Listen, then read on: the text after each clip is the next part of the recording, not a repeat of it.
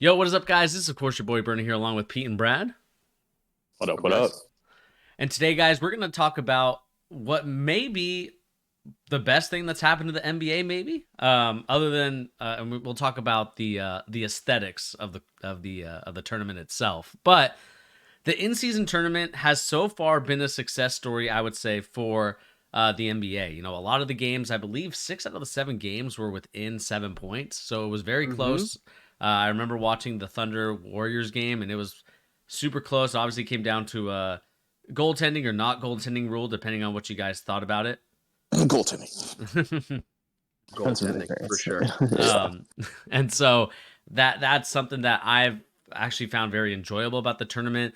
The one thing, and you know, Brad, we and Pete, we've talked about this in the group chat, and I have to expose it here right now.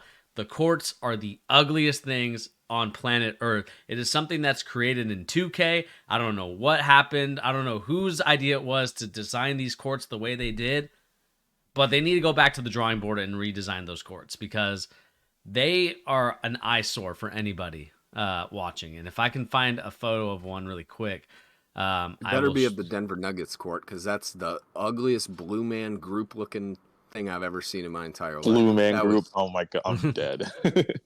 dude, that was so bad. What even color blue was that? That was like my eyes were just melting by the end of that game. It was awful. Oh, here you go. I have the courts on here from ESPN. We have a couple of them. We got.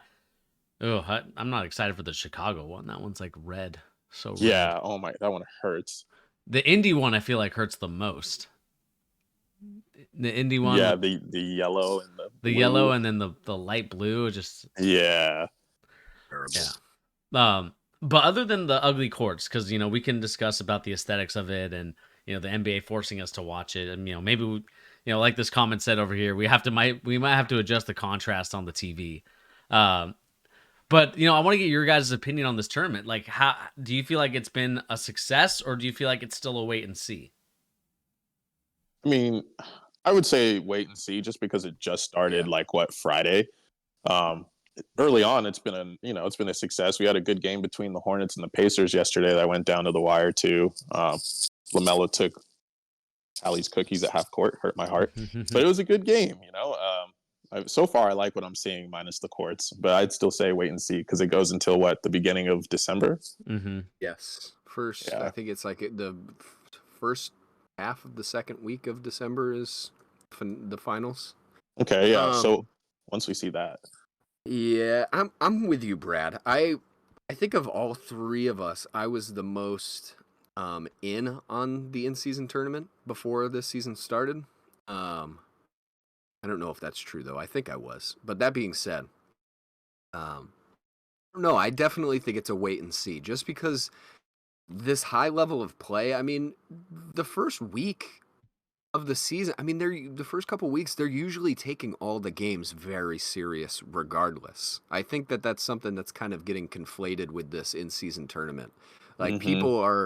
people are thinking that the level of play in these really close games is limited to the fact that now the in-season tournament, but I think that's just confirmation bias. Like go look at any season, like the tanking in the really like egregious bad games, like that doesn't usually start until the second half of any season. Like this in-season tournament is not really a I don't think it's the fix that people are kind of thinking it is based on these games being as close as they have been. That being said, I do like the in-season tournament. I like the little bit of flair that it has, and you know that the fact that there is something that is making these games just intrinsically more valuable to these Mm-hmm. guys, but I ultimately think that they just didn't make it valuable enough.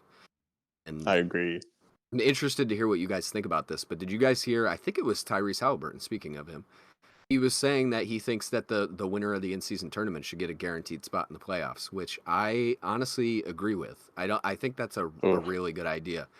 And I think that you could sit there and say, well, that why wouldn't that team just tank out the second half of the season? But I think that that's I don't know. I don't think that's it's as simple as that because you're not locking them into a seed, right? So they still would want to play for a seed. But I like the idea that one of these like a middle of the road team can somehow win this play-in or win this in-season tournament and get a locked-in playoff spot. I think that that's really interesting.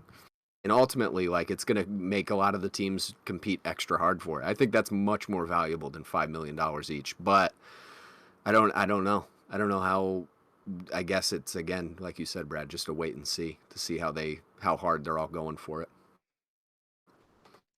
Yeah, I Yeah. mean, the thing that I've kind of enjoyed about it more so, like, and again, we could talk about confirmation bias, but I do like the idea that there's something to fight for during the middle of the season besides standings. And again, this might just be me with enjoying European soccer, in terms of like the FA Cup or even the Carabao Cup. Even though no matter what it is, like, I feel like fighting for a trophy. And again, also maybe the coach in me too. Like, just fighting for anything to win something is a pretty.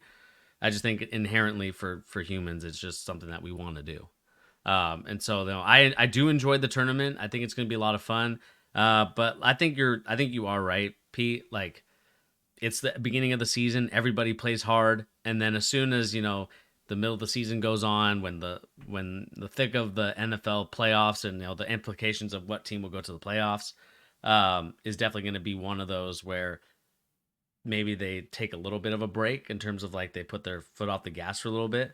But Mm-hmm. we'll see what happens, man. But so far so good. I think Adam Silver and the rest of the NBA staff has to, and the script writers as well, have to appreciate the way that things have been going so far for this in season tournament.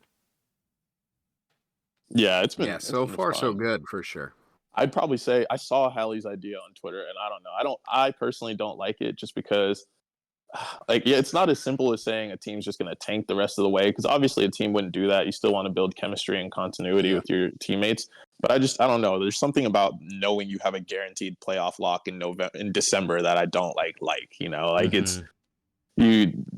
I feel like it hurts the product of the NBA in a certain way, because you have just one team who knows that they're certain, like, definitely going to be in the playoffs, and then they're not going to tank or they'll coast for sure, actually, especially if it's an older team. They would definitely coast, which would hurt your product.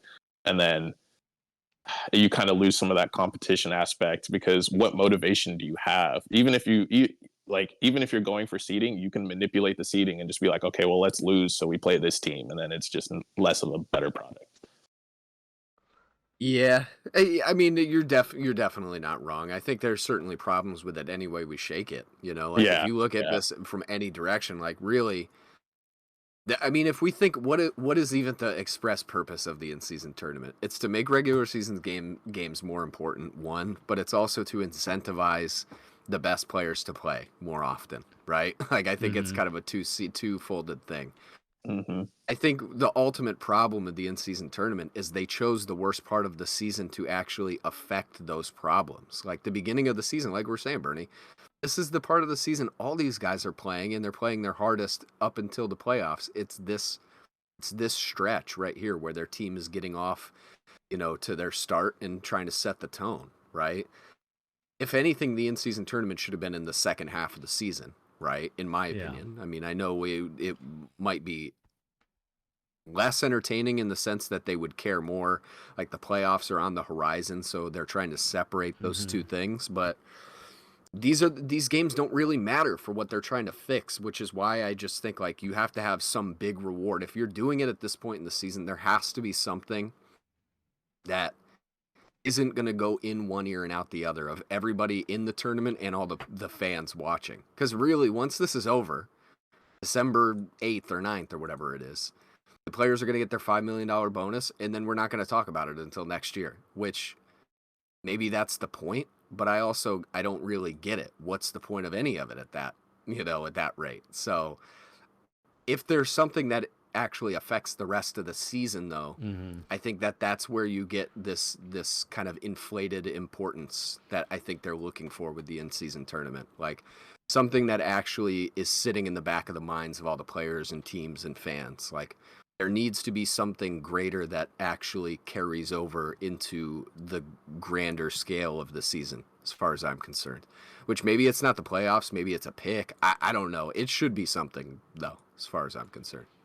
Yeah. Definitely agree. And let us know in the comments section down below, what do you guys make? The in-season tournament again underway. We had some tremendous games in the first week. We love to know what you guys think in the comment section down below. But anyway, guys, that's going to do it here for the Charge. Thank you once again for tuning in, giving you the latest NBA news and rumors, and also basketball opinions. Thank you, Brad and Pete, for hopping on and talking some hoops. Appreciate it all. Thank you for having us. Always a pleasure, my guy. And like I said, let us know in the comment section down below, what do you guys make of all the topics we talked about here and so much more. But anyway, guys, that's going to do it here. This has been your boy Bernie. We'll catch everybody on the next episode of The Charge. Peace.